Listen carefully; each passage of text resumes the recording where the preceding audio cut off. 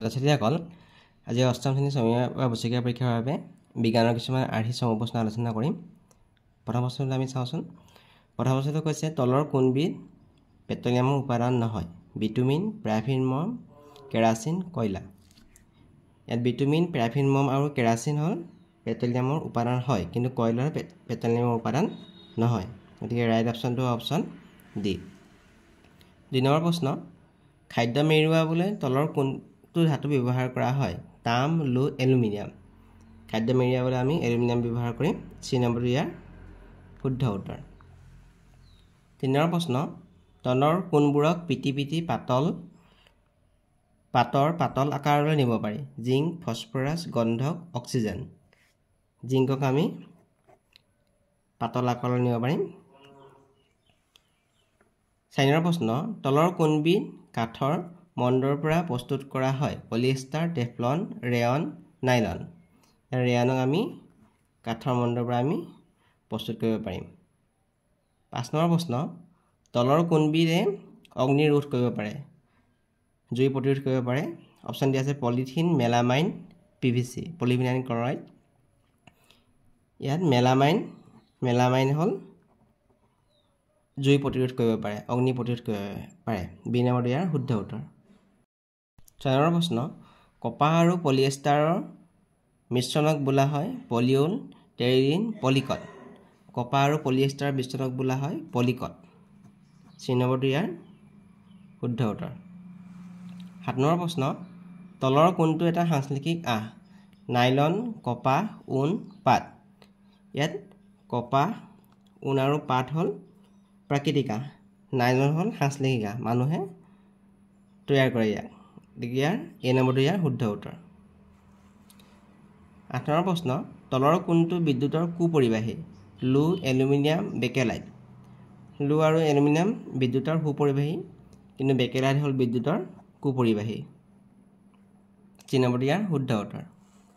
৯ number প্ৰশ্ন, parachute আৰু মোজা তৈয়াৰ কৰিবলৈ তলৰ কোনটো ব্যৱহাৰ কৰা হয়? Teflon, rayon, nylon, polyester. ইয়াৰ শুদ্ধ উত্তৰটো হ'ব নাইলন। চি নম্বৰটো ইয়াৰ শুদ্ধ উত্তৰ।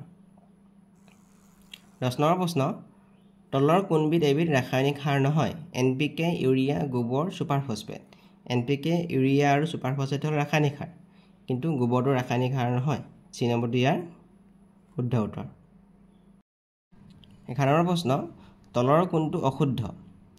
উদ্ভিদৰ দেহত প্ৰায় ৯০% পানী থাকে। উদ্ভিদৰ দেহত প্ৰায় ৯০% পানী থাকে, এইটো শুদ্ধ। বান্ধ হ'ল এটা জলসিঞ্চনৰ উৎস, এইটোও শুদ্ধ। জৈৱিক সাৰ পথাৰতে প্ৰস্তুত কৰিব পাৰি, এইটোও শুদ্ধ। ৰাসায়নিক সাৰে মাটিত হিউমাছ যোগান ধৰিব পাৰে, ৰাসায়নিক সাৰে মাটিত হিউমাছ যোগান ধৰিব নোৱাৰে, এইটো হ'ল অশুদ্ধ। গতিকে ৰাইট অপশ্যনটো হ'ব অপশ্যন এ। তলৰ কোনটো অশুদ্ধ হৈছে? ৰাসায়নিক সাৰে মাটিত হিউমাছ যোগান ধৰিব নোৱাৰে, জৈৱিক সাৰে কিন্তু মাটিত হিউমাছ যোগান ধৰিব পাৰে। ১২ নম্বৰ প্ৰশ্ন, তলৰ কোনটোৰ ক্ষেত্ৰত অযৌন প্ৰজনন হয়? ভেকুলী, মাছ, এমিবা, বাদুলি। ইয়াত অযৌন প্ৰজনন হয় এমিবাৰ ক্ষেত্ৰত। চি নম্বৰটো ইয়াৰ শুদ্ধ উত্তৰ। ১৩ নম্বৰ প্ৰশ্ন, পাটপলুৰ জীৱন চক্ৰৰ বাবে তলৰ কোনটো শুদ্ধ? কণী, লেটা, পলু। কণী, পলু, লেটা, প্ৰাপ্তবয়স্ক। প্ৰাপ্তবয়স্ক, কণী, লেটা, লেটা, কণী, পলু, প্ৰাপ্তবয়স্ক। এতিয়া পাটপলুৰ জীৱন চক্ৰৰ বাবে শুদ্ধ অপশ্যনটো হ'ব এইটো। কণী, কণীৰ পৰা পলু হ'ব, পলুৰ পৰা লেটা হ'ব, লেটাৰ পৰা প্ৰাপ্তবয়স্ক। গতিকে বি নম্বৰটো ইয়াৰ শুদ্ধ উত্তৰ। তলৰ কোনটো স্ত্ৰী প্ৰজনন অংগ নহয়? ডিম্বাশয়, জৰায়ু, ডিম্ববাহী নলী, শুক্ৰবাহী নলী। ইয়াত ডিম্বাশয়, জৰায়ু আৰু ডিম্ববাহী নলী হ'ল স্ত্ৰী প্ৰজনন অংগ, কিন্তু শুক্ৰবাহী নলী হ'ল স্ত্ৰী প্ৰজনন অংগ নহয়। গতিকে ডি নম্বৰটো ইয়াৰ ৰাইট অপশ্যন। ১৫ প্ৰশ্ন, তলৰ কোনটোৱে জিন কঢ়িয়ায়?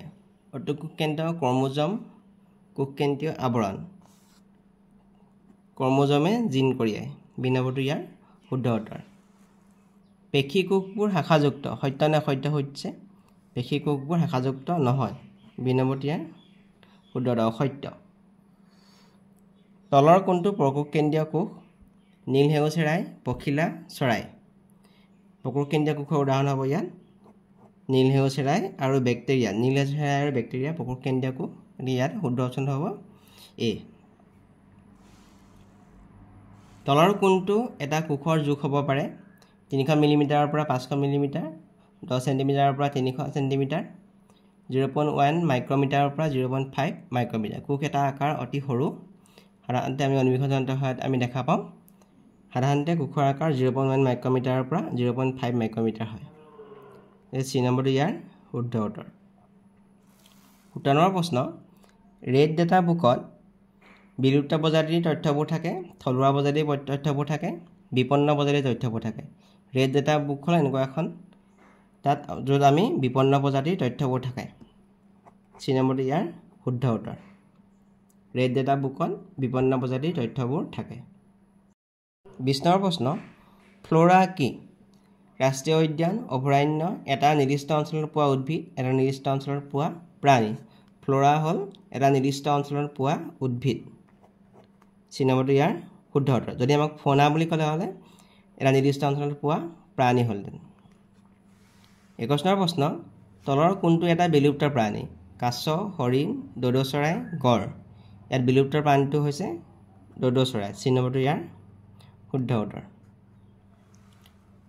তলৰ কোনটোৰ কেলৰি মান আটাইতকৈ বেছি কেৰাচিন মিথেন LPG পেট্ৰল যদি আমি কেলৰি মান তুলনা কৰোঁ ইয়াত LPG কেলৰি মান আটাইতকৈ বেছি হ'ব চি নম্বৰটো ইয়াৰ শুদ্ধ উত্তৰ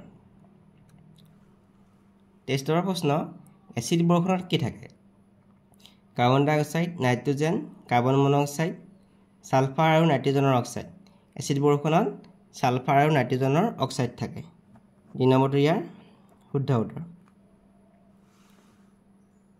24 নম্বৰ প্ৰশ্ন মমবাতি শিখা এটাৰ কোনটো মণ্ডল সৰ্বাধিক তপত ভিতৰৰ মণ্ডল মধ্যম মণ্ডল বহিমণ্ডল মমবাতি শিখা এটাৰ একেবাৰে বাহিৰৰ মণ্ডলটো সৰ্বাধিক তপত চি নম্বৰটো ইয়াৰ শুদ্ধ উত্তৰ please subscribe and share my videos